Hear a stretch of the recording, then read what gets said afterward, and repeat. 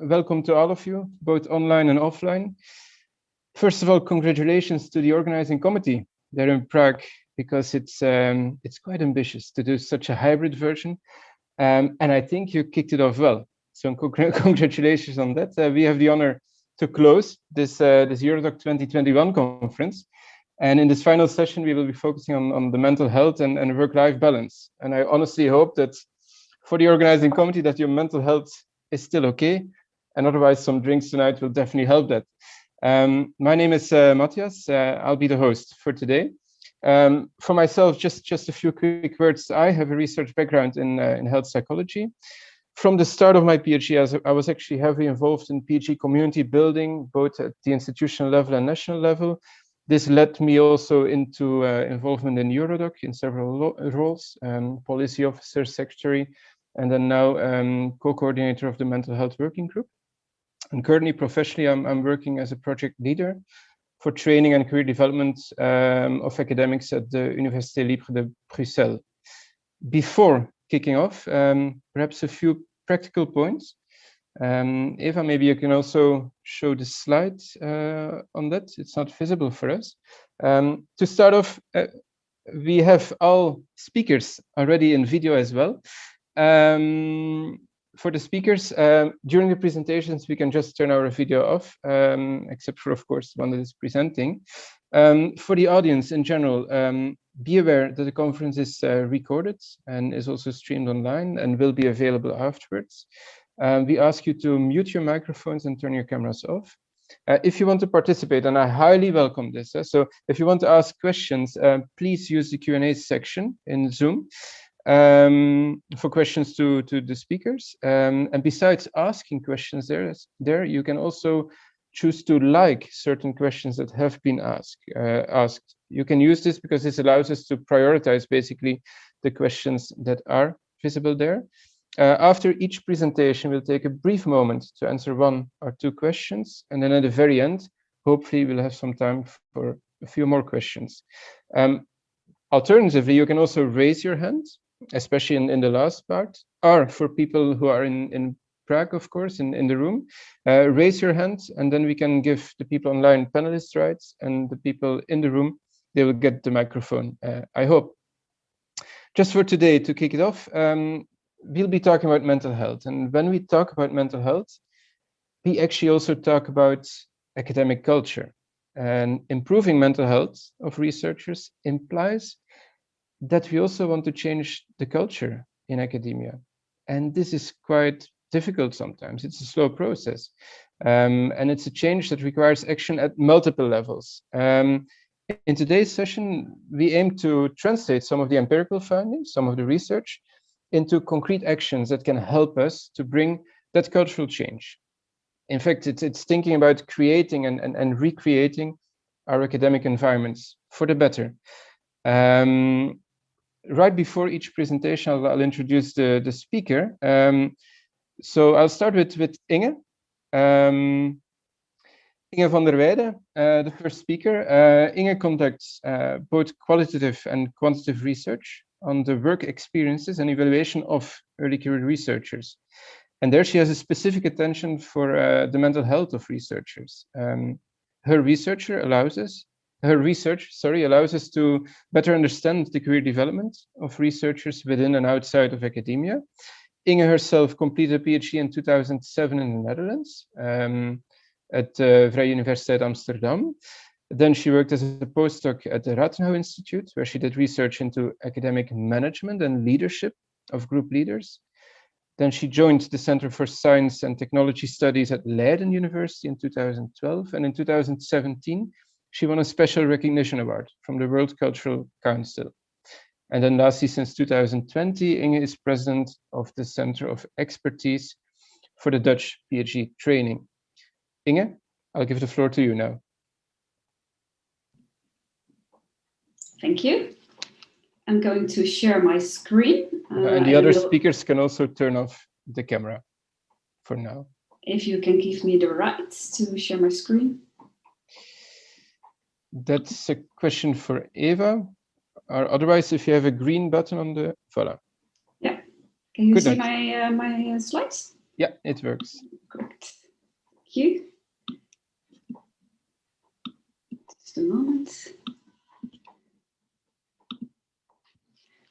Well, thanks for the invitation to tell you all about some empirical work that I did together with my colleagues, Ingeborg Meijer, Ingeborg van der Ven, Lucille Mathias, and Christine Teelken. They are all from the Netherlands, from different universities and institutes.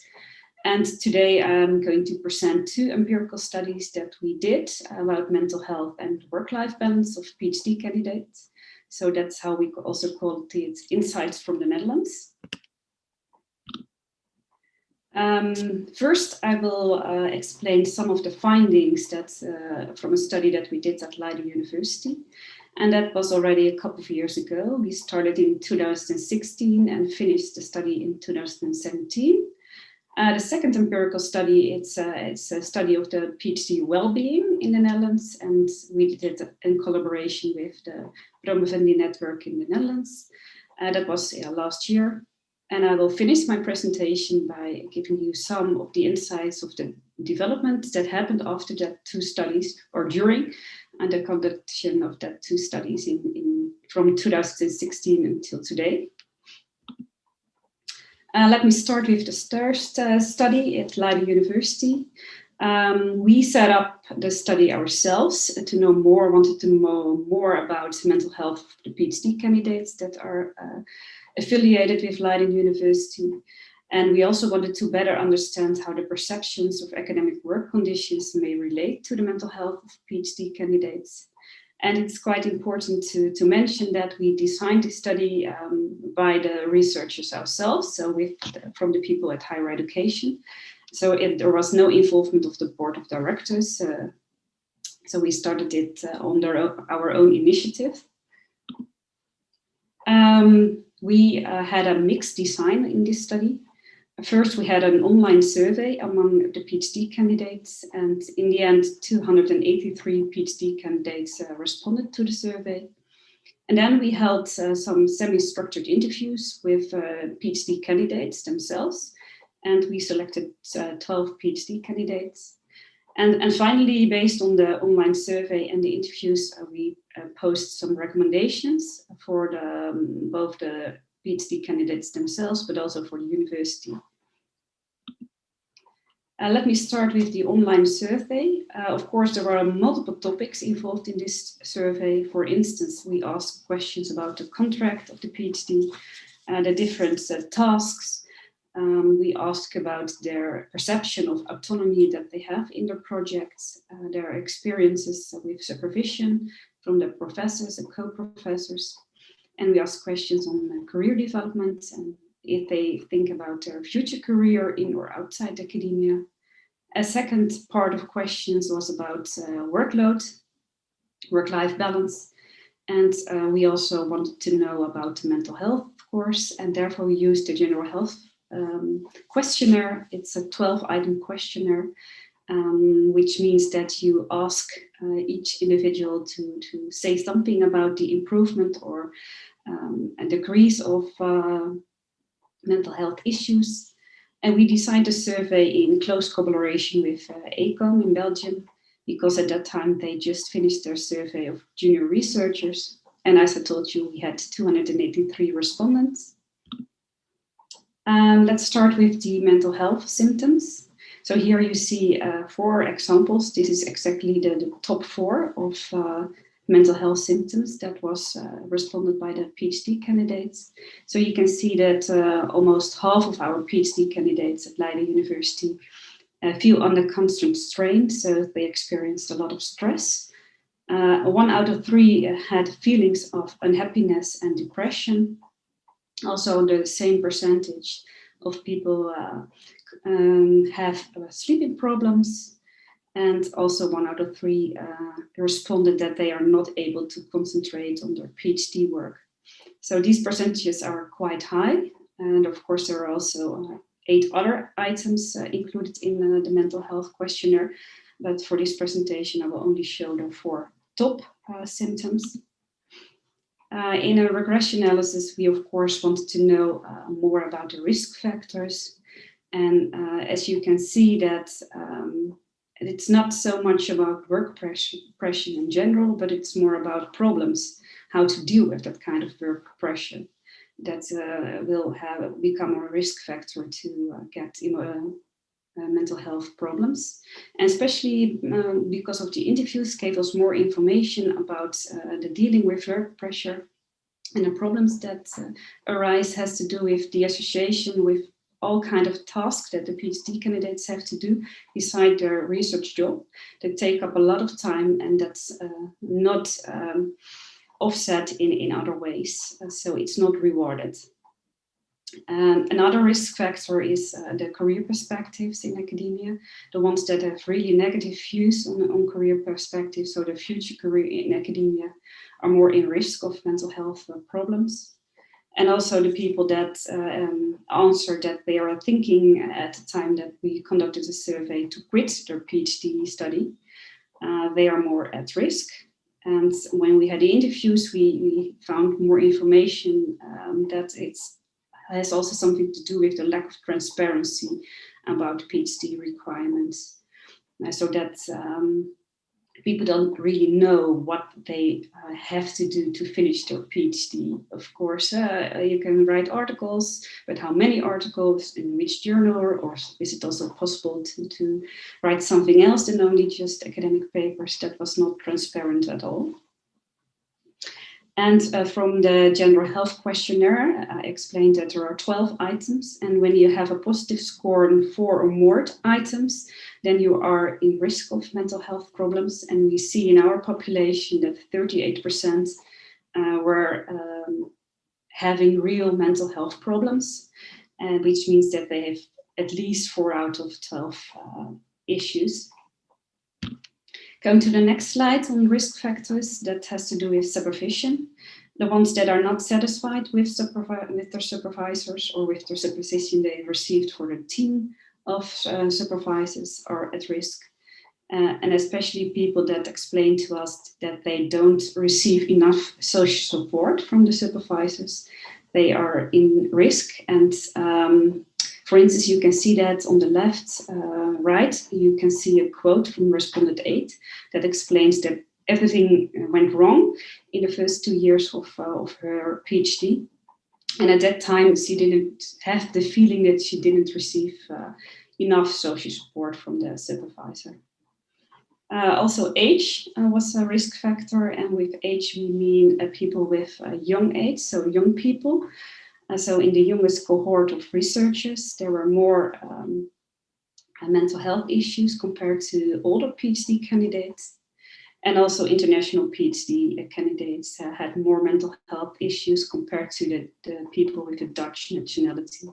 And that's also something that we got more information in the interviews, and you can see that on the left bottom, the quote of respondent 12. It was quite hard also to adapt to the Dutch research system.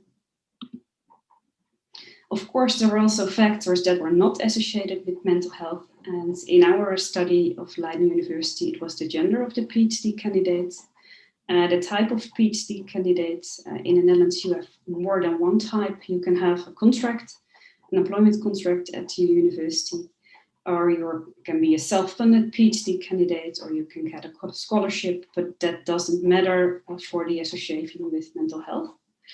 Also, the amount of autonomy that people experienced in their PhD project didn't have any association, and also not the leadership style that we asked to categorize the supervisor style that they received. From the Leiden University, as I told you, we made a couple of recommendations, and we made recommendations on graduate school level, on the university level. That's one level. On the level of PhD supervisors, and special recommendations for the PhD candidates themselves. And those recommendations came directly from our empirical research. So for the graduate schools and universities, it was quite important to have a support structure in the university. And that's why we recommended to appoint an independent psychologist for PhD candidates specific. To develop career coaching, not only for an academic track, but also for the development of non-academic labor market, including the development of transferable skills. And for the PhD candidates, we came up with the recommendation to establish a more kind of supervisory team, so that they are also have more contact with the international PhD candidates themselves. For the PhD supervisors, we recommend to attend our supervisory training program that we developed at HR at Leiden University. And regarding the transparency, to be as transparent as possible at the start of the PhD about the requirements that their PhD candidate must meet. And regarding the career, for the PhD supervisors to be aware that after all, the PhD after the PhD, each career is possible, and academic career is just one of the options and not the main goal. And for the PhD candidates, as you can see on the right part of the slide, it's important to talk about mental health and mental health in academia. For that, you can also think about building independent PhD mentoring or interventions groups. And that's, for instance, can start at year one, and then you have a group of people that develops throughout your PhD. And it's important also to decrease the career stress. So that's why we emphasize that it's important to start thinking of your life after PhD in quite an early phase of your PhD trajectory. And it's also interesting because our study was in 2016 and 2017, and now we are 4 or 5 years later, and we see, looking back and see what changed at Leiden University based on our study and report. First of all, we see that the training program for PhD is extended with a course on mindfulness, and of course, this is a pilot course which will take place in the autumn of this year about resilience. And for the supervision for supervisors, there is new training, and this is compulsory since 2018 for new PhD supervisors.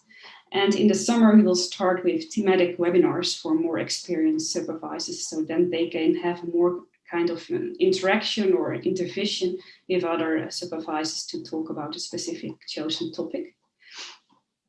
With regard to career development at Leiden University, we developed an online PhD platform, as you can see in the middle, with all kinds of online assessments, the possibility to subscribe to workshops like job orientation, job search skills, and we also organize career coaching sessions. The first 3 coaching sessions are free of charge.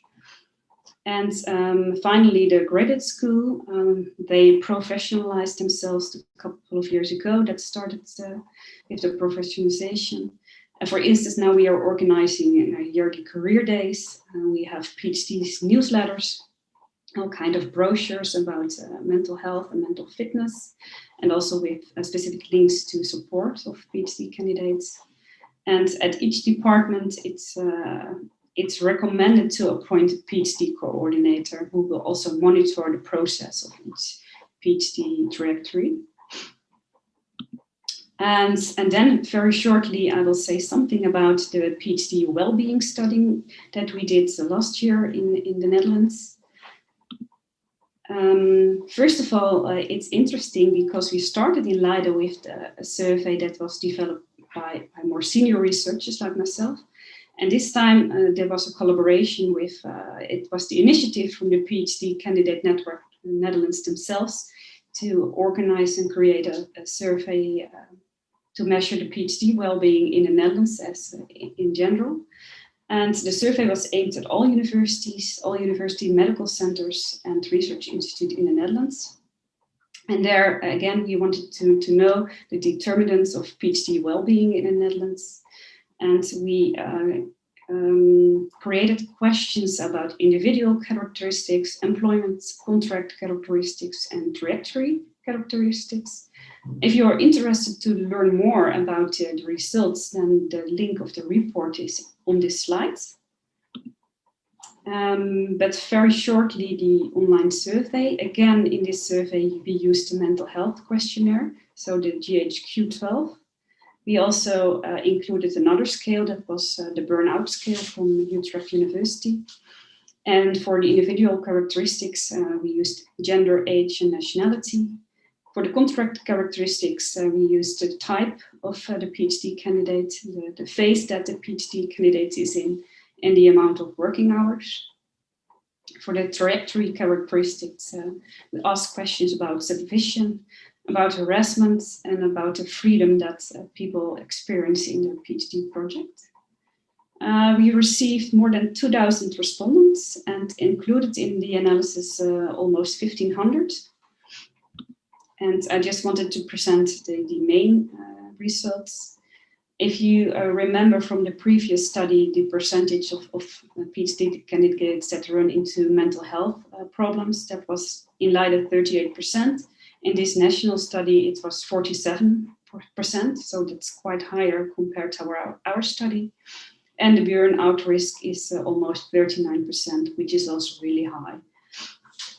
In the national study, we see that the trajectory characteristics matters most in explaining the PhD well-being, and especially supervision quality and personal support is very key in preventing mental health problems. And we see in this study that, again, PhDs with non-Dutch backgrounds are more at risk. And in this study, also women are more at risk. And we see that a PhD contract, so the type of contract, if you have an employment contract or you have a scholarship, has little effects on mental health, only the phase of the PhD candidates. If you are running into the third and the fourth year of your PhD, then you are going to experience more mental health issues compared to the first 2 years. Finally, I want to close my presentation by very short presenting some national developments. After the Leiden survey, the survey in Groningen, which I didn't tell you about in this presentation, and after the survey by the PNN, it took us 3 years of discussion and to finally come up with a PhD experience survey.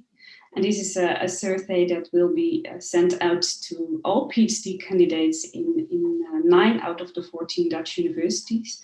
But this time the Association of Dutch Universities is involved, so also the board of the universities is involved.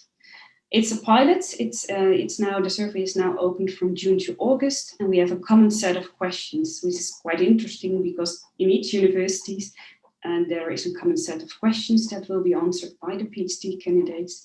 And in that way, we can really, for the first time, have empirical data from a lot of Dutch universities on, for instance, the progress and well-being of PhD candidates. There are, of course, other Dutch developments in academia. To start with the science in transition, with the principles in the Leiden Manifesto later on. With the 2019 Room for Everyone's Talents document, and this year from the 1st of July, so really recently, it's compulsory to appoint an ombudsman at all Dutch universities. So again, there is more attention for mental health, mental well-being, and how to raise conversations about the health of young people. And with that, I would like to thank you, and I will close my presentation, and I'm happy to answer all your questions. Thanks a lot, Inge, for this very nice presentation, and you were well on time, so congrats on that.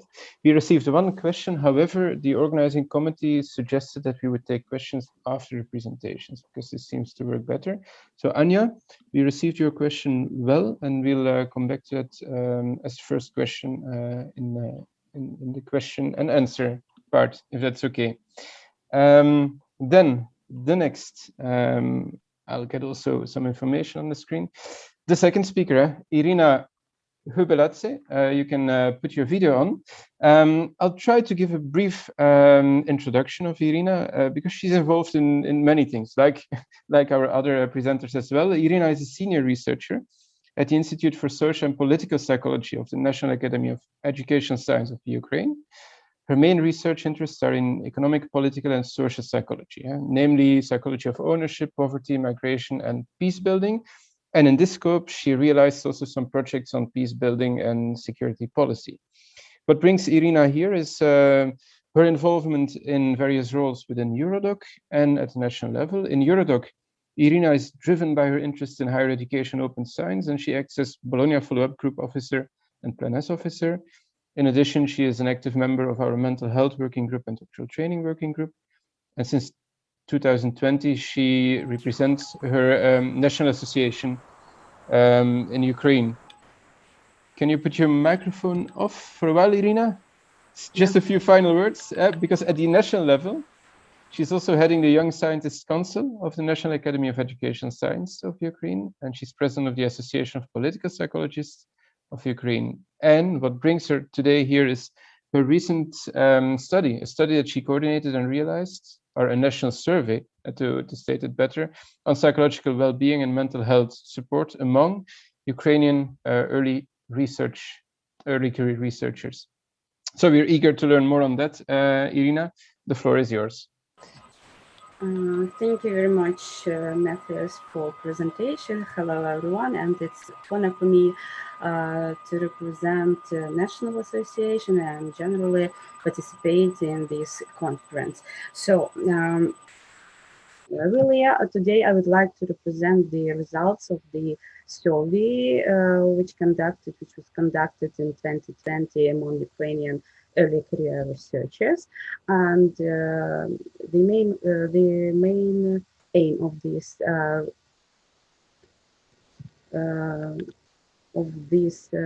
study was to identify determinants of mental health and psychological well-being of early career researchers, and we try to find other reasons, but today I will talk only about this part of the case.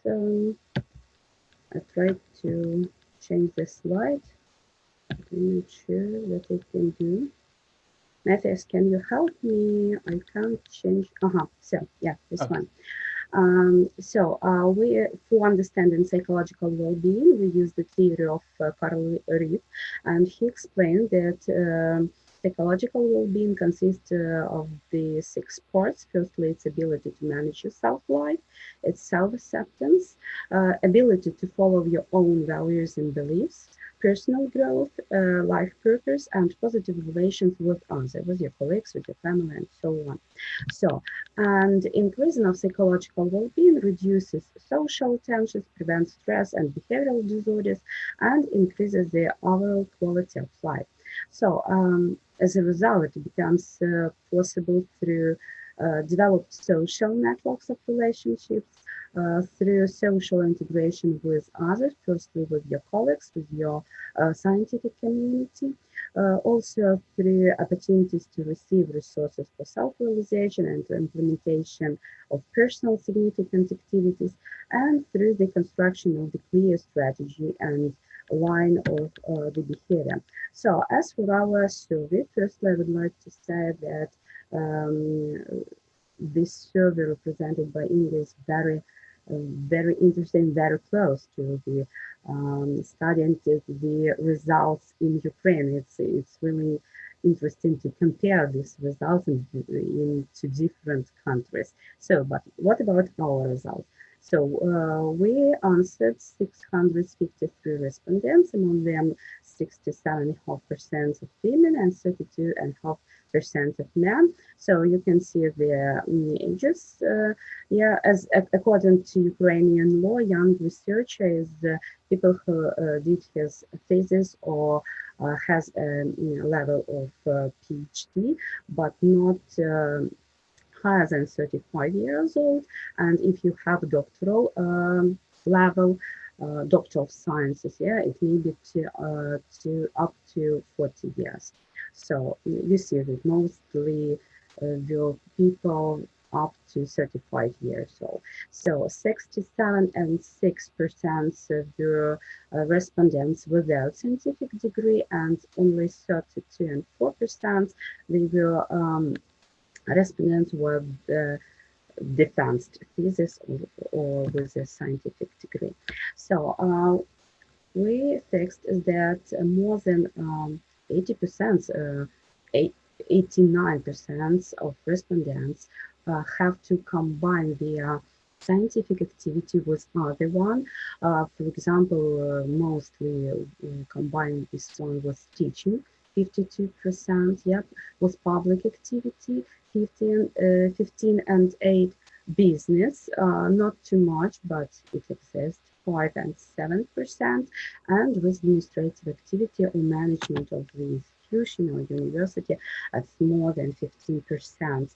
So, of course, some respondents may combine more than 2 activities generally, but it's about hard working. So we asked respondents about the most pressing issues for early career researchers, and you can see that in the first place, financial resources for conducting study. It was mentioned among 81.5% of respondents. Also access to the necessary equipment and labs. And I have to mention that this survey was conducted in 2020 during the restriction of quarantine, and of course it make influence on the results, of course. So 56 and 3% note the lack of motivation to carry out scientific activity, limited time, 35%, restrictions due to quarantine. You can find, of course, here it's about 23%. It's not too much, but it's important. Communication and mutual understanding with colleagues, with other scientists, and work-life balance 21 and 6%, and communication with your scientific advisor is very important. It's about 16%. We asked our respondents to evaluate their scientific career development satisfaction, how they imagine about their subjective feeling about this one. And they had two questions. Firstly, they have to evaluate themselves, and other one they have to evaluate according to other scientific people, yeah.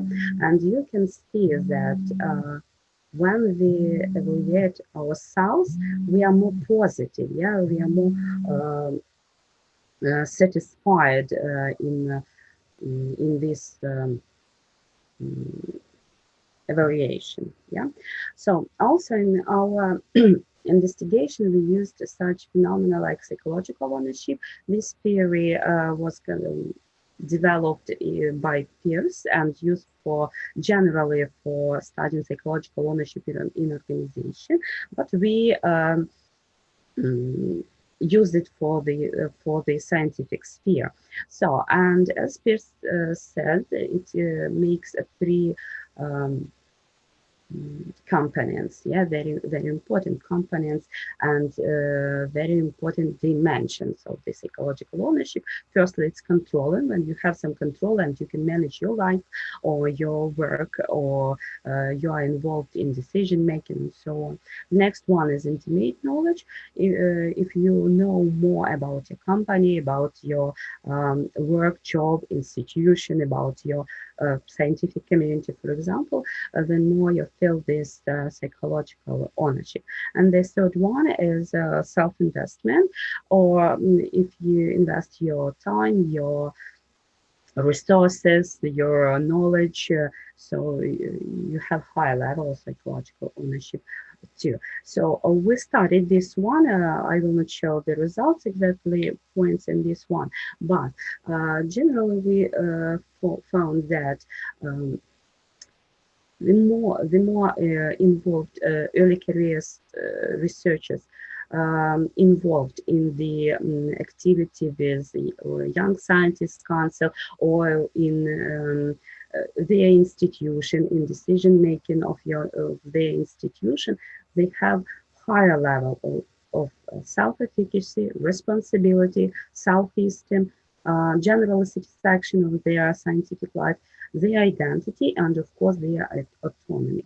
So according to this one, we propose such resolution or recommendations, what we can do.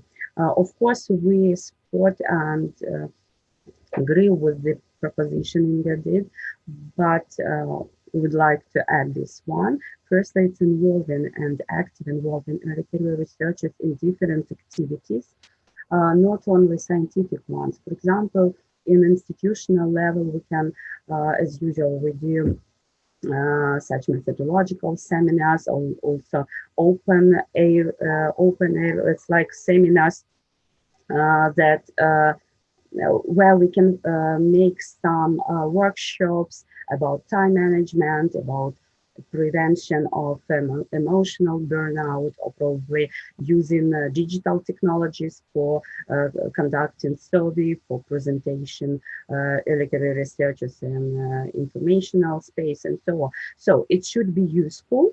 At the same time, it should be interesting, active, warm, and in friendly atmosphere. So the next one is doing more information and create these narratives and images of scholars generally in society. Yeah, we're talking about the representing in society about the necessary and importance of scientific results. So it's making social representations of science and scholars in society and involving in decision making. Of course, we can use this one in institutional level, in national level, of course, for example, as a young scientist of Young Scientists Council under the Ministry of Education and Science in Ukraine, or international level like experience of Eurodoc we can use. So I think that's all. Thank you for your attention, and I would like to answer your question. Thank you, Irina, for your contribution. Very interesting, because indeed there are some striking differences with some of the other countries, and I'm sure that we can have interesting debates on that to see what are helpful actions depending on specific differences at the national level, at the cultural level. Sometimes, again, questions we'll take them very at the very end. Meanwhile, I also noted your question, Mia. Thanks a lot. A new question for Inge. So to all participants, don't hesitate. Questions are always welcome. At the moment, we have 66 people on board. Then it's time to move on to the next speaker. We had a focus on early career researchers so far, but now we move on to the Young Academy of Europe, represented by Gemma. And Gemma is, and now I have a full sentence in front of me, Gemma is a reader in neuroscience and mental health, and a Wellcome Trust and Royal Society Sir Henry Dale Fellow at the Departments of Psychosis Studies and Neuroimaging at the Institute of Psychiatry, Psychology and Neuroscience at King's College, London. Now, a bit about your background. You did a bachelor and a master's at the University of Barcelona. Then you completed your PhD in the Netherlands at the University of Groningen. And as a postdoc, you joined King's College, London. And there you started your lab in 2017. In your lab, you focus on understanding the role of neural mechanisms involved in emotional behavior and the development of psychotic symptoms and psychotic disorders, such as schizophrenia. And you also investigate whether targeting these mechanisms can help in designing therapeutic strategies for disease prevention. But what brings you here today is also your role as a chair of the Young Academy of Europe.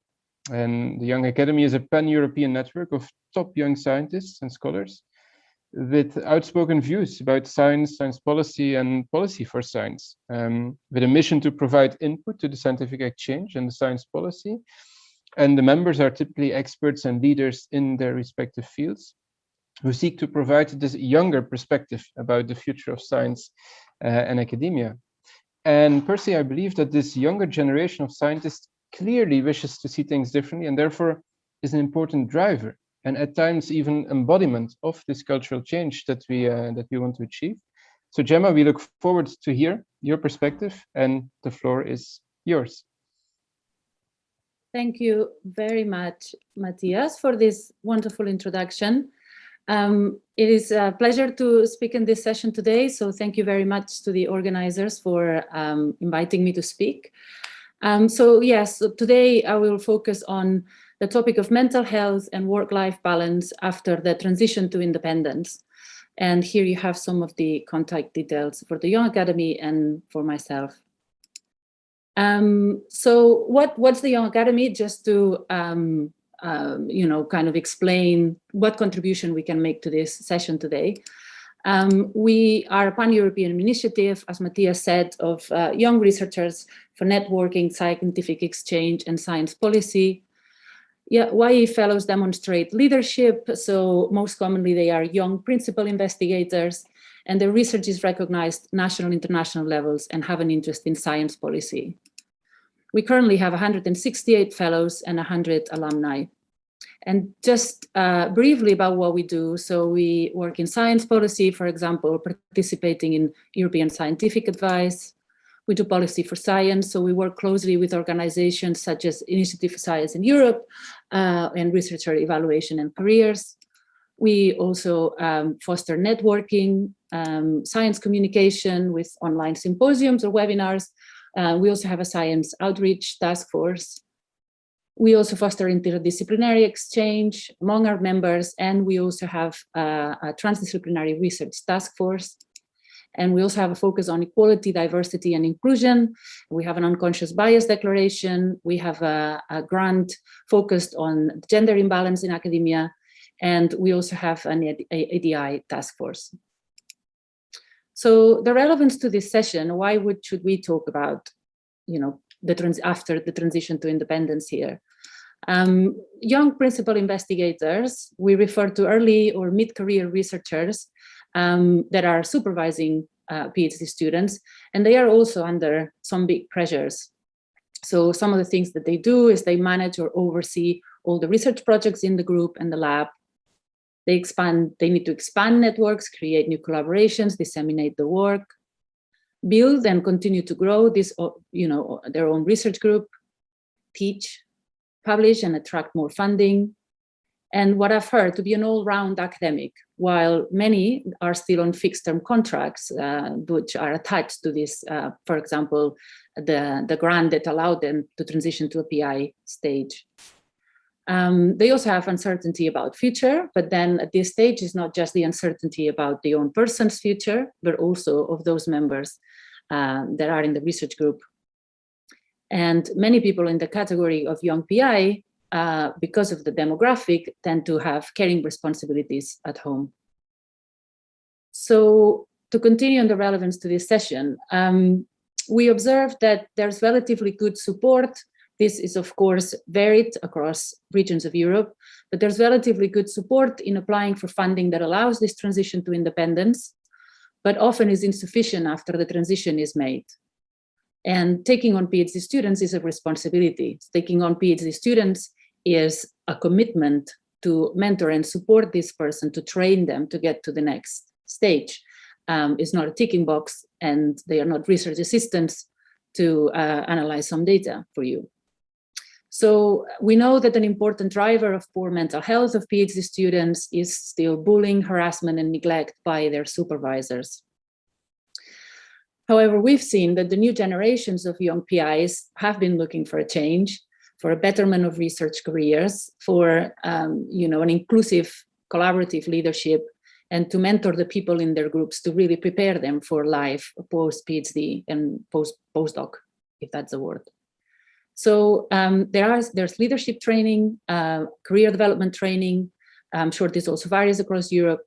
This is available in some institutions, but these initiatives, the same as initiatives to support the mental health of PhD students, still place emphasis on the person, right?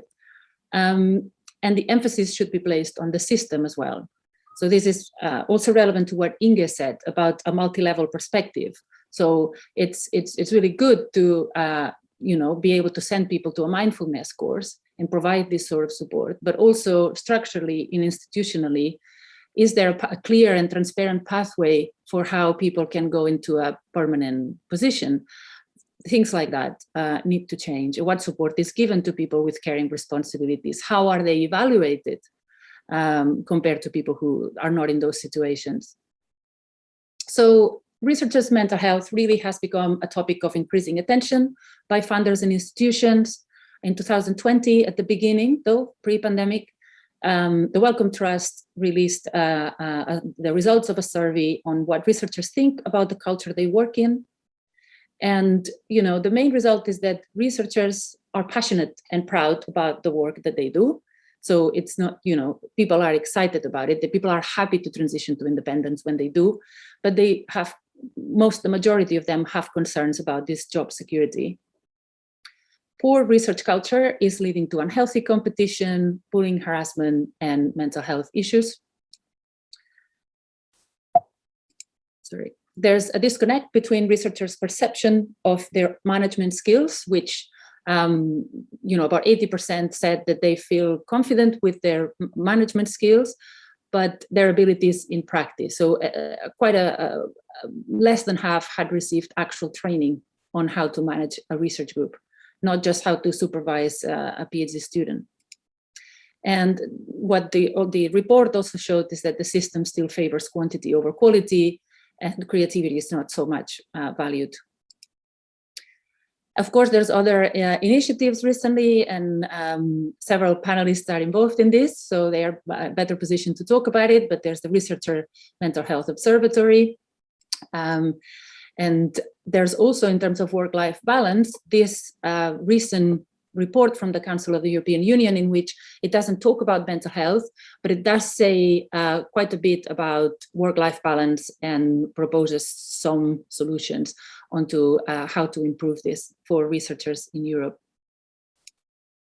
What we did from the Young Academy is in 2019, we ran a survey. This was led by Thomas Susi, Schulz Shalvi, and Mangala Srinivas, in which they asked mostly Young Academy members whether, you know, about work pressures. And it highlighted how, you know, the pressures of people to work extra hours and especially the uncertainty about the future. Of course, then the pandemic hit, and one of the first things that we did was submit a letter to Nature to highlight, this was early April 2020, that the pandemic would affect everyone to a certain degree, but early career researchers would be the ones most negatively affected, and especially those in temporary contracts. So funders and institutions needed to make sure that people were able to complete their projects and you know, remove that sort of uncertainty and stress from what's already a stressful career stage. And also earlier this year, this new career article came out in Nature about pandemic burnout is rampant in academia, and it also has a quote from our outgoing chair, Mangala Srinivas. So today, in terms of data, I will show you the results of two studies. This study, I'm able to show it to you today thanks to the Monique Tromp, who is the vice chair of the Young Academy of Europe. And so this is preliminary findings that were from this study that were released recently. And so I'm very thankful to Monique and the other leaders of this project for allowing me to show this data today. This is a survey that spanned 14 Dutch universities. It was run from August to September 2020. It had almost 6,000 participants, about half were female. And the survey focused on division of time, work-life balance, stress, burnout, future prospects, and leadership. And I've put in bold the ones that I'll focus on for the sake of this session. So the preliminary results were shown last month at the Spring Congress of the Association of Female Academics in the Netherlands. And in terms of work-family conflict, which work-life balance, the survey highlighted large gaps between those with children at home and those without. So this was regardless of gender. And people who had children at home had found this conflict much larger than before the pandemic. In terms of burnout symptoms, so this is a scale in which 4 and 5 are highest scores. The most burnout symptoms were reported by PhD students, lecturers, and postdocs, and UDs, I'm told, are equivalent of senior lecturers to the UK, but far less common among full professors. And in terms of the expected delays, in early career researchers, everyone expected delays, about 50% extra delays because of COVID. And this graph here on the right is about the stress perceived about the CV in the future, or about finishing their projects or meeting the tenure track requirements. And you can see here how postdocs felt particularly stressed about CV and future, but it was quite significantly perceived as stressful after the pandemic by the three groups. So the main findings were that everyone lost time, really, mostly in research, that it was unequally divided. So on average, parents are hit harder, both mothers and fathers, large work to family conflict, high levels of stress, but different for early and late career researchers and academics, and that it was a challenging time for leadership. The last data set that I'll show you, this is a survey that was run by the Young Academy of Europe last year, and it was led by Edita Swidersios, Katalin Solimosi, who I believe is in the audience, and Mangala Srinivas. And so it ran between June and October. It had 151 respondents, of which 68% were female. It included people from different fields, though, and multiple countries in Europe, so it wasn't just one particular country. And roughly half were members of a young academy, which kind of tells you that, you know, more or less the demographic and the age range of these individuals and their the status, the career stage. The aim was to better understand the impact of the pandemic-related lockdowns and associated relief efforts on these impacts. So the key findings, this article is supposed to come out today, but I don't think it has. So I'm just giving you key findings, and it will come up very soon, which I can update the organizers to share with you. The key findings were that reconciling work obligations with childcare responsibilities were particularly challenging. Stress levels increased in comparison to pre-pandemic times. Academic scientist mothers appeared to have been hit harder than their male or non-parent counterparts. And of course, some people did find the lockdowns beneficial for their productivity. Some people felt like they could have more quiet time for writing and things like that. So I would like to finish with some ways forward, because it's nice to highlight the problems and where they are, but we don't want this to be just doom and gloom. So what can we do? And I think the first thing to keep in mind is that we are in this together. So PhD students need to be looked after, protected, mentored by their supervisors, and the supervisors also need to be protected and looked after. And this is important to keep in mind, that and then this goes way beyond the individuals. This is about early career researchers that will be the future of science and academia in Europe. So we need institutional and structural changes to shift the responsibility from the individual to a much wider context. To have clear and transparent pathways for people on fixed-term contracts. This would reduce the uncertainty. And the Welcome 2020 report highlighted that 80% of researchers, I mentioned this earlier, who manage people say they have the knowledge and skills to do it, but only about 48% have received training. So making group management training, how to build a successful research group, how to manage different people with different skills, it should be widely available. Inge also highlighted that.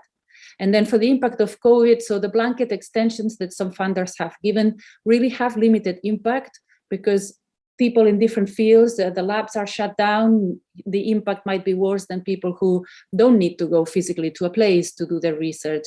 And people who have children at home have been impacted differently than people who don't. So this should be taken into account, and we're still on time for this. Working from home has allowed extra flexibility and increased representation at conferences. So of course, good things have come out of it as well. And there needs to be a call for accelerating the development of new ways to recognize and reward academic researchers. And this is coming up, and there's a lot of work being done on this, that people should be appraised on their efforts and progress in light of their circumstances. and really having a think about what is it that we are rewarding. So I'll finish with this. Thank you very much, and I'll be very happy to answer any questions. Great. Thanks so much, Gemma, for again a nice presentation. I'd like to remind the audience that the question and answer section is open. Also, to the speakers, we can directly reply in text as well. To the audience, don't forget that you can to upvote certain questions. We will have only limited amount of time, so we will select the ones that are indicated as most popular. Having said this, we move on. Last but not least, we will focus on bottom-up initiatives in which we all can play a role, focusing on these multiple levels, and they will be presented by Gábor Kismihók. Gábor is the head of the Learning and Skills Analytics research group at the Leibniz Information Center for Science and Technology, TIB in Hanover, Germany. His core research focuses on matching processes between individuals, education, and the labor market using novel technologies. But besides this, Gábor is passionate about opening up training initiatives and career development services across Europe. And through various European funded projects, he manages to empower, I think, a new generation of young academics to develop towards more sustainable research careers and environments. He is the chair of the Research Career Management Working Group at the MCAA. He also chairs the recently started Cost Action on Researcher Mental Health and other relevant Erasmus Plus projects like Oediverse and Oscar. But Gábor, I think it's up to you to share a few more words on these various projects. So the floor is yours. Yeah, thanks a lot, Mathias, and thank you very much for being here and listening. I think this is the final presentation of the conference, right?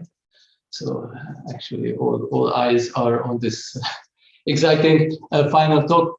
So I would like to talk a bit about examples.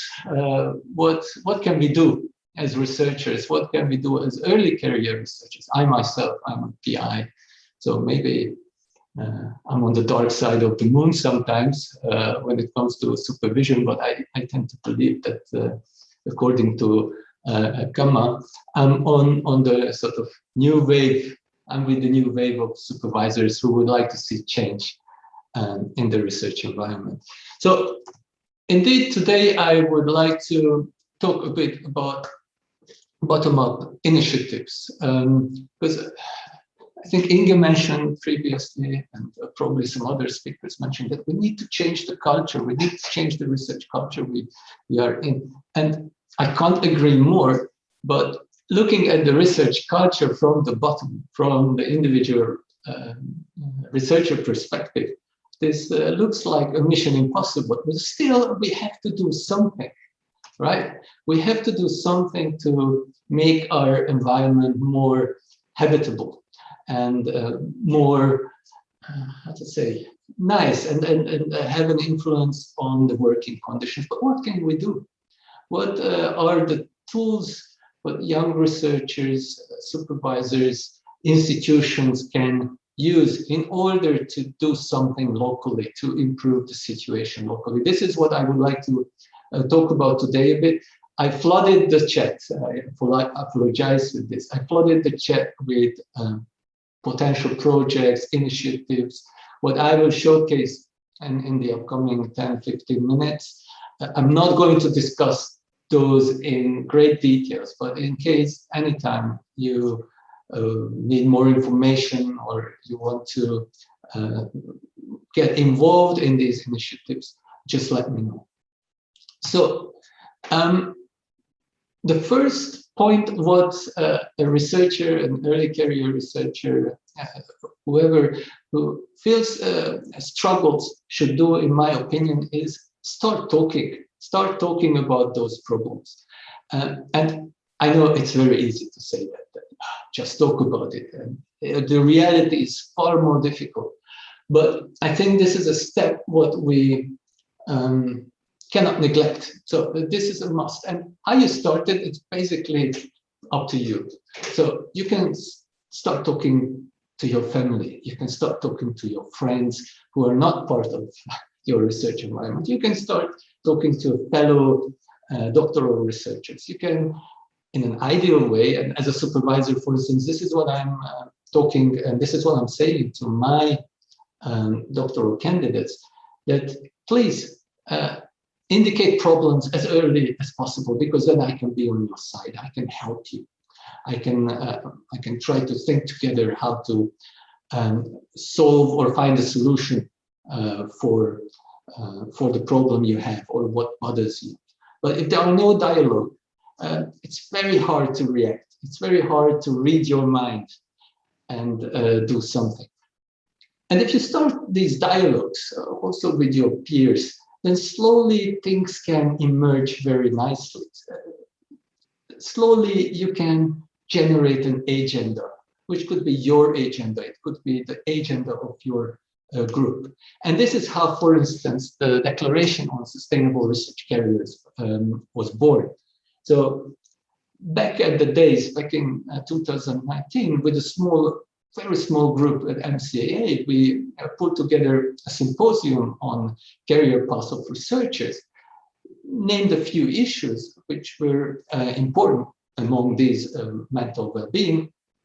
And then suddenly we realized that this became one of the largest symposium in the history of MCAA. More than 400 people, early career researchers, came and wanted to talk about their problems, their issues, their everyday life, what bothers them. And we thought, okay, this is not something what we can let go. So we started internal consultations with an MCA and Eurodoc, and at the end, we published this document, which actually made quite a significant influence on the European Commission, MSCA's policy, the sustainability, the term sustainability is something what different organizations, universities, intra-university organizations started to use and started to discuss. So slowly the impact was there. And there are other similar approaches like, or similar papers and declarations, what other groups made, like the assessment towards responsible research career, manifesto for the future of work and organization psychology. Those are all bottom-up initiatives which started from small discussions, but these discussions grew naturally, and at the end, the community could express their wishes and their needs, which is very important. Another thing what you can do as an early career researcher or as a researcher in general, to start learning and educating yourself, educating your environment towards well-being and healthy research environment. How to do that? So one obvious example is the researcher development framework of Weijde, and the researcher development framework has a mental well-being lens. So if you study this framework, I'm quite sure soon you will find which aspect of your work and career you find important and where you want to develop yourself. And based on that, you can start thinking, what do I need? What my research environment needs? And then again, start discussion about these needs with your supervisor, with your institutions, with your peers. So one example, what we have been doing within the frames of the OEDverse project, that we started hackathon series as of this summer. Unfortunately, the last one we just did last month. The next edition is coming in January between 10 and 14, where we sit together, supervisors and doctoral researchers, we sit together and we try to think our head together and try to design individual research environments on the basis of open science tools and strategies, on the basis of mental well-being tools and strategies, and on the basis of communication tools and strategies. So on the basis of these three domains, we are trying to put together a comprehensive plan, individual plan towards a research environment, what fits to the person. And just one example, this was one of the outputs of the last hackathon. What I found really compelling, because in the core, what you see is what the person should change in himself or in his surroundings. What are the objectives? What are the goals? And like onions, we could put layers on these individual objectives, and in that sense, make a change in your environment, in your local research environment. So this is a great effort. Another effort, what I can recommend is mentoring. It's not very difficult to start mentoring initiatives or just be part of existing mentoring initiatives. MCA has this brilliant tool called Referent, where MCA members can be members and mentees, mentors and mentees at the same time. And this works relatively easy. It's not it requires work, of course, but this is something what people appreciate. Then another initiative, what I would like to show is when it comes to training, is the Signing Foundation. Basically, here a bunch of researchers who developed transferable skills training for their own projects want to give back this training to the society, to the researcher society. And these sort of training materials, this training content is really developed, again, like a bottom-up initiatives. We looked at the workflow, we looked at what are those skills which need a training, and then we sort of created a list of high-quality content, with high-quality trainers, and now we are offering this to our community for as low cost as possible. Then another initiative, when it comes to training, is you can simply try to learn yourself. There are initiatives like the eDoer platform, which provides you personalized training for your own career goals. And for your career goals, you can identify and set skill targets, learning topic targets, and based on open educational content, you can learn specifically for your goals according to your learning habits. So the last thing what you can do is, and it's close to the discussion and the dialogue issue, it's networking. Find similar people with similar problems. Find your place to be the place where you feel comfortable. And together with those people, you can scale up initiatives. And just a few examples. And the first one is the Research on Mental Health Observatory, the REMO network, which actually, again, originated from the Declaration of Sustainable Research Careers, where we decided, okay, now we had this document, let's start doing something. Let's pool all those practitioners, researchers together who are willing to share knowledge, who are willing to do something about fixing this problem, what we have in our research environment. And we applied for funding from COST, and we were lucky enough to get this funding. So we started now a series of workshops, consultations, conferences, knowledge sharing, and at the same time also research. So I'm chairing this initiative. It's open. Everyone is more than welcome to join. If you want to contribute or you want to benefit from this observatory, you are more than welcome in this network. Another one we did is an innovation project financed by the Erasmus Plus program of the European Union, where we design training. The hackathon, what I discussed before, was a good example for this training. But similar, not a week long, but shorter, shorter timed or shorter trainings we're going to work on, and we are working on at the moment. what will be available for our communities.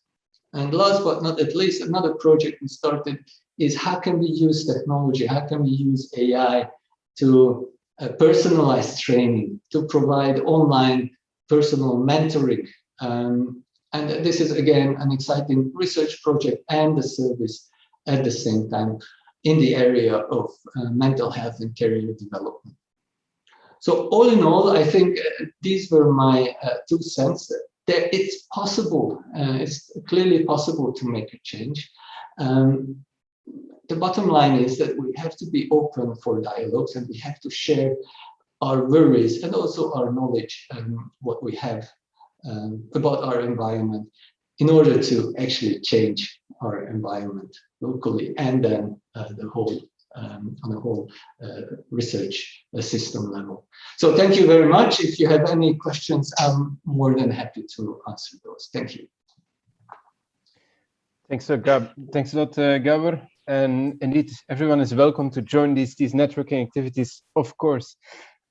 Looking at the questions now, and perhaps also a question to the organizing committee.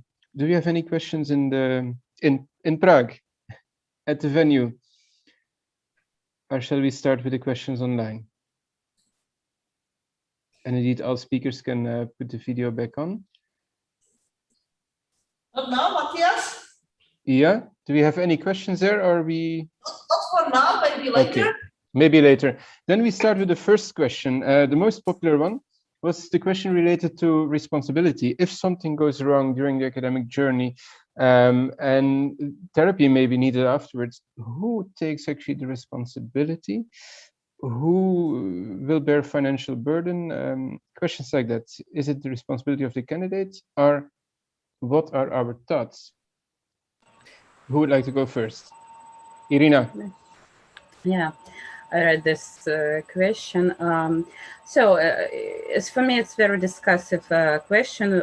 Who is responsible for your mental health? And we live in such life, and we have a lot of different distressful factors, not only in our scientific life.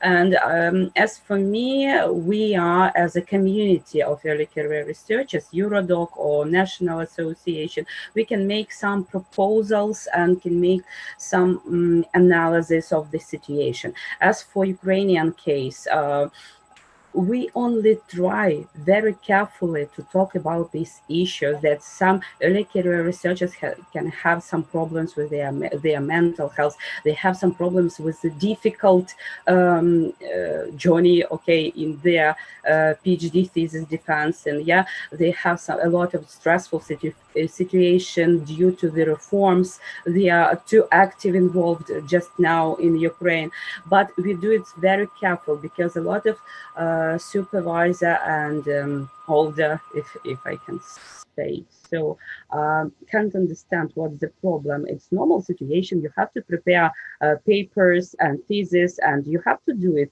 You can't be ill, you can't have your family and problems with your family and so on. But another direction or to solve this problem and is to teach early career research to be more to improve their resilience to these stressful factors, to make these tools how to help you in this situation, because we will meet this stressful situation a lot of time during our life, yeah. But how we can help ourselves, it's the main reason is for me. Thanks. But what about who is responsible? Only you. You are responsible for your mental health and your well-being. Thanks. Thanks, Irina. Any other thoughts, Gábor, Gemma? Yeah, so responsibility is difficult. So my take on this is that, you know, again, you need to talk to your supervisor. You need to raise stressful moments early. Stress is not against you by default. So stress can actually help you. If I think of my own situation, like I'm very deadline oriented. So if I'm getting closer to a deadline, the more stressed I get, that means the more I can undertake. So oftentimes stress is your help, but you need to control it. You need to help it. You need to share it. I think oftentimes the problem is not the person, but the space between people. How we interact, how we talk, how we engage about these stressors. And there, I think we share both the supervising, but also the institution. The institution should provide this environment where you can safely talk about all those issues, what you find important. Yes, I agree. I agree with that. I feel like the institutions need to provide this support network for the supervisors need to be told it's good to speak, as Gábor says, but they're not trained psychotherapists. So the institutions, especially, you know, as an example, the institution where I work, King's College London, PhD students have personal tutors, so they can discuss things that might not feel comfortable disclosing with their supervisors. And there's also a counseling service at the university that you as a supervisor can suggest someone goes, or the personal tutor. And there's anonymous places where they can 24/7. So I feel these kind of things, you know, support networks need to be put in place by the institutions. No, absolutely. There was just one word that perhaps we could add to it. Otherwise, you were very complete in the response. But the one word that I wanted to add was expectations that should be clearly expressed from the very beginning. It boils down again to a very good communication, which is actually a shared responsibility. And indeed, Gemma, you're right. We need to have institutional services in place. Just if something goes wrong, that persons can find their way to proper interventions. Good. I see Irina. You raise a hand. Yeah. If it's possible, I'll continue this conversation about the involving in networks. As for me, about the institutional level, what we can do, or institution or university, what can do.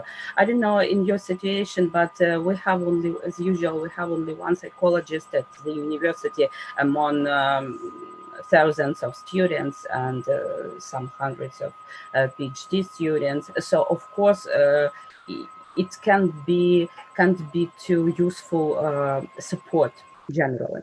So we talked. Inge proposed the cases when they organized or hold the trainings for supervisor. I think it's a good idea, but I'm not sure that in the it's real cases to make some trainings for supervisor, probably in future, but not now.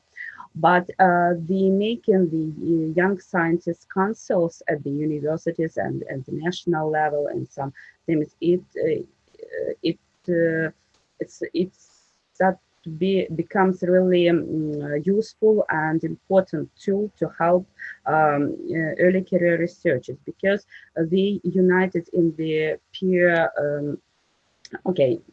join and unit of the same people. They can discuss the problems they have, they can communicate, they can share the information, and this networking really support early career researchers in different stages. And as for me, it's real and I don't know, useful tools for support young scientists in this case, if we talk about the institutional one. And if administrative staff will support these councils, it will be very helpful for them. So, and we should support this direction in the institution. Please. Thank you for the addition. Eva, I think we also had a question from the venue. It was shortly online.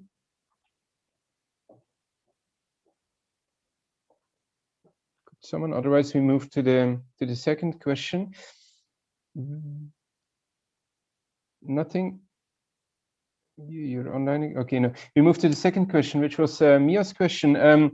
Now we actually, it was a question towards Inge, but maybe we can see if at the other institutions there is some good action related to the COVID-19 situation and the exit. Are there any special supportive actions towards international researchers that you are aware of? Best practices. Is there anything that you think of?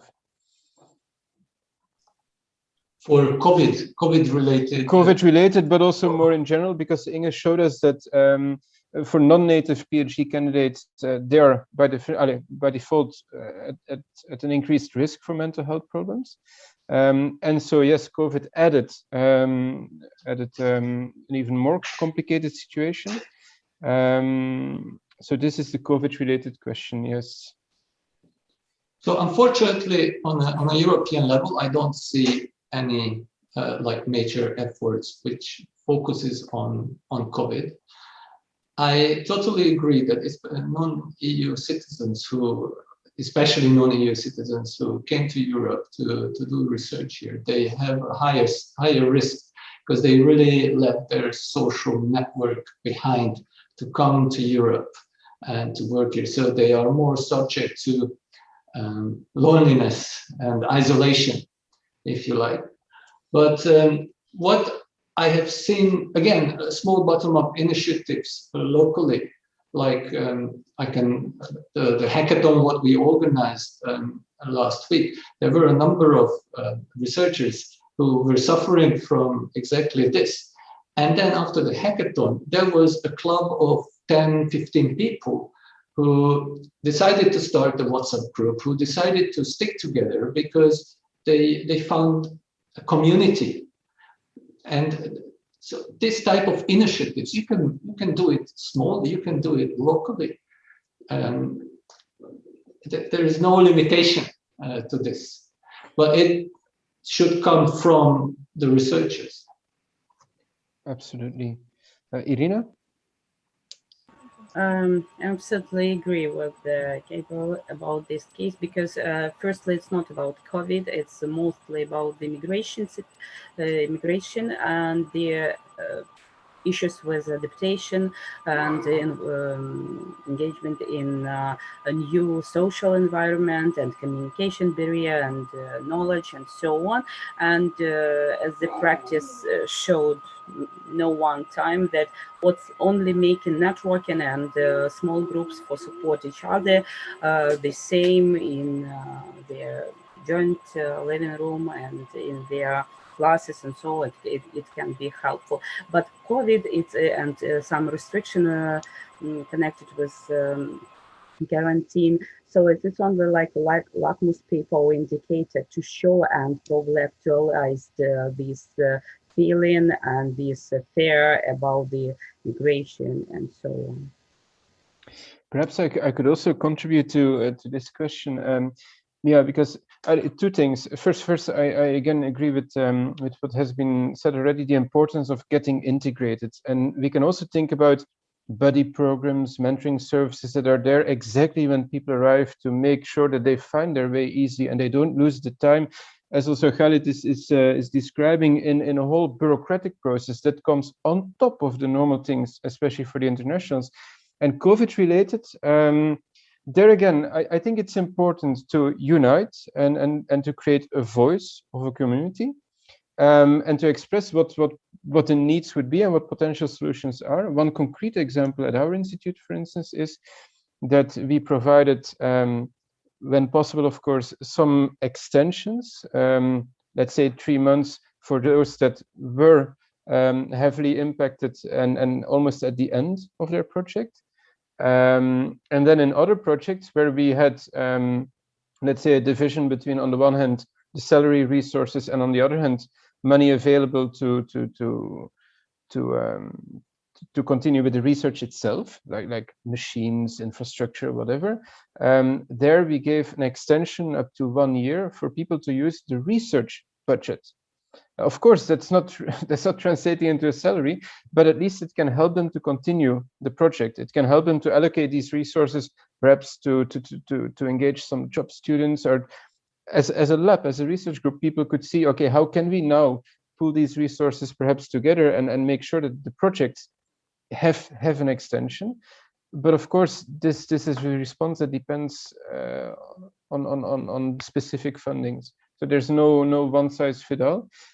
Gemma, perhaps you also can contribute to this. Not more than has already been said. I did put in the chat the commission paper that I referenced in my talk, which it's relevant to the mobility of researchers and does mention the impacts of COVID in a couple of places. Yeah. Great. I think we can then move on to the Just last. one more, Mathias. Sorry, one more thought on this. I think COVID is a horrible thing, but I think for me COVID is like a magnifier of our problems, or COVID is a hammer, what hits us where it's painful already. So that's why we feel even more pain. And so, like welcoming services, I would say this is one of the most important period of a research career.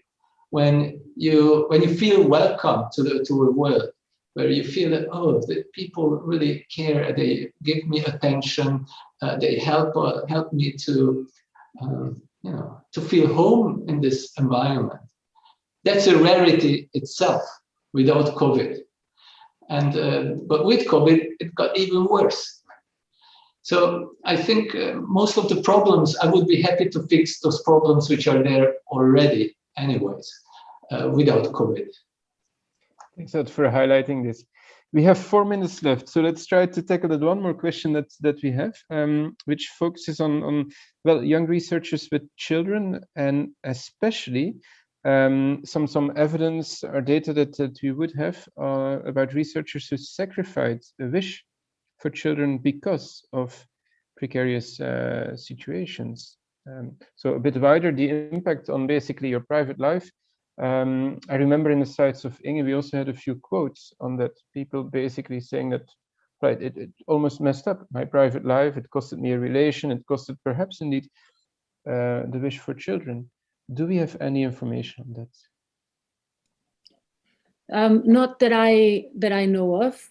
It is heartbreaking when we were in a Women in Science panel recently at my institution, and someone from the audience said that it was nice to hear about the different experiences, because she, as a PhD student, didn't feel like this would be a career for her, because people work all the time and she would like to have children, and she doesn't see how it could be compatible. And that's, of course, really heartbreaking to hear. But in terms of this specific study, I've not heard of this, and I think the problem with it would be that you would have to ask people why. So people with children are not asked why they had children, but this would require asking people who didn't have children, why didn't they? And some people don't want to, and some people can't, and then it could get quite painful. So this might be a reason why this research is not out there. But definitely stuff, resources and again, solutions and how people are evaluated needs to be in place so that people who want to have children are not disadvantaged. That is a no-brainer. That should not be a thing anymore, should it? Absolutely. Irina, you raised the hand. Yeah. In some points we took this issue in our survey, but our colleagues make the investigation, and some companies about the work-life balance or family support of early career researchers, and I'll make some notions on this. So firstly, I think the age when young people are ready to make family and have children is really high just now in Ukraine in comparison with 10 or 15 years ago. Yeah. And when we talk about the people about 30, 35, as usual, it's normal age. The next one, some of them are wrote about the financial reason to have no children or have only one children. It's a really important reason to don't have more children. Is very wrong.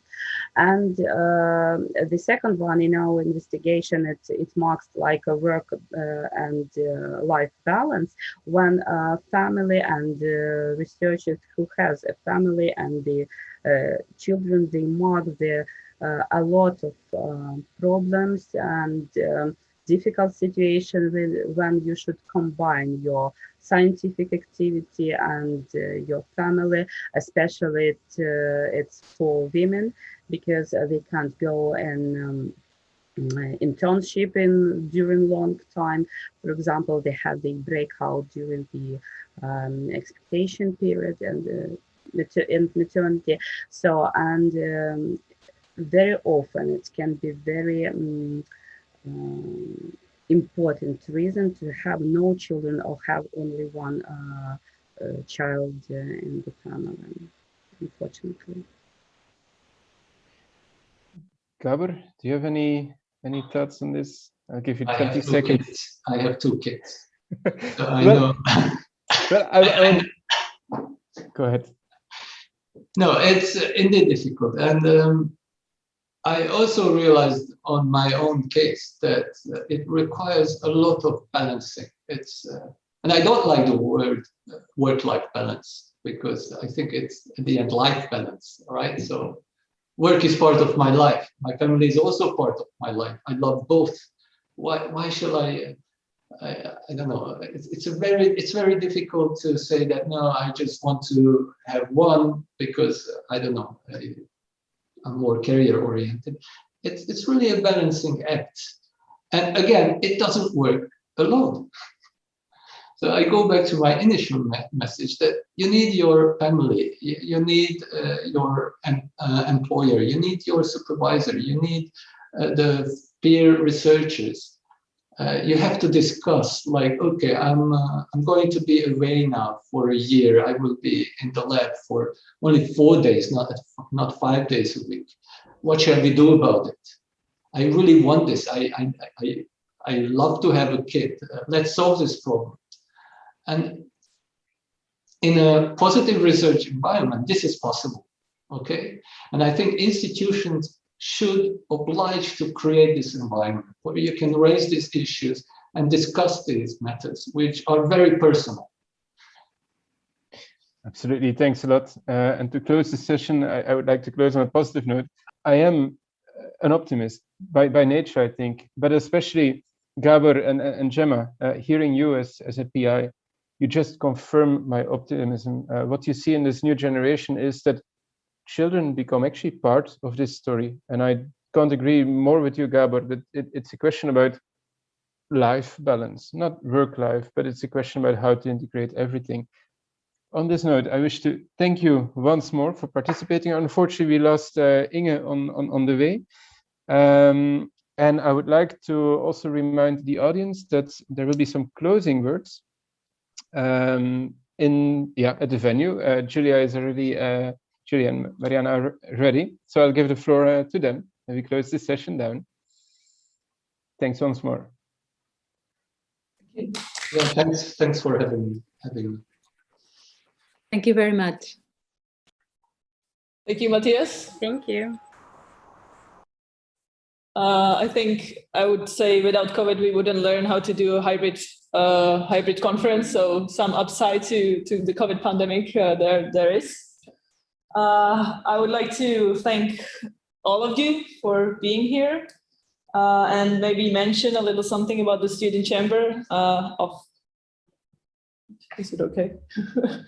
Of the Council of Higher Education Institutions.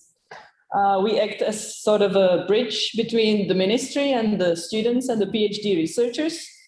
So we acknowledge that in order to make changes happen, both of these sides have to work for it and they should work for the same goal. So to work for the same goal, they have to have the knowledge of how to get there.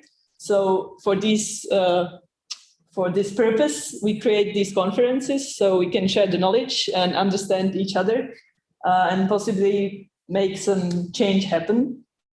So I hope that this will not be just another conference that you just tick off and I've been here, but you will take some pieces of information from the 6 sessions that we had, maybe about the professionalization of supervision or about open science, and talk about it, discuss it, and hopefully push some of these in your higher education institutions or in different organizations, whenever you can and wherever you are from. That is the local wish we have here. Maybe Eurodoc would also like to add some European perspective of the conference.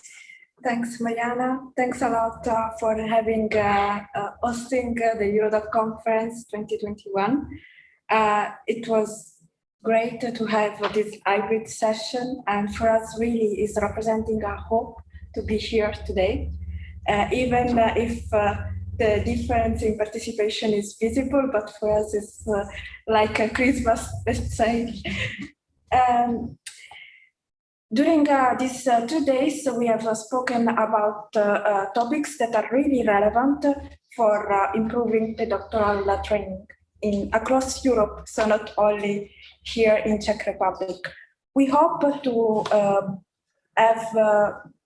bring here the perspective from policy makers, from early career researchers across Europe. It was very interesting to learn about the Czech situation, and I really wish you that your new system will address some of these key funding or these key topics that we discussed during these days.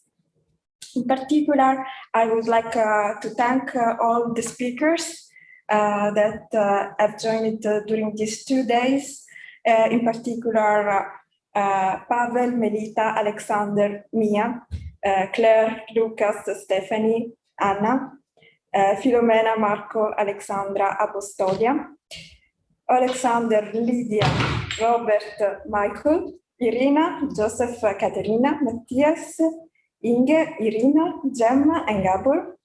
But I would also really thank with all my heart also all the moderators that have done a really great job in managing this hybrid conference. And so, again, first you, that you have been the first moderator, Eva, that she was a moderator, but she was also a technical manager in these 2 days. I would like to thank Caterina, who is here, Matthew Tata, Margot, and Mathias from the last session. If I may, I would also like to point out the organization team who is behind this, because also you've been a great help, and Eva did a lot of work in inviting the speakers and creating the content. And from our side, I have to thank Anna and Mariana, who helped me a lot, and it was quite challenging for the first time to organize such an event. And during these ever-changing times, it has not been easy, so I'm happy that we made it successfully, and I thank you very much, and I hope we can have a drink afterwards. So thank you. Sorry.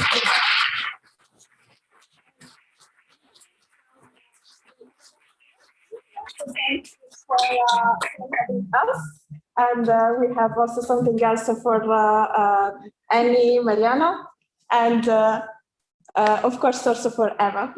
Thank you. Thank you. Thank you.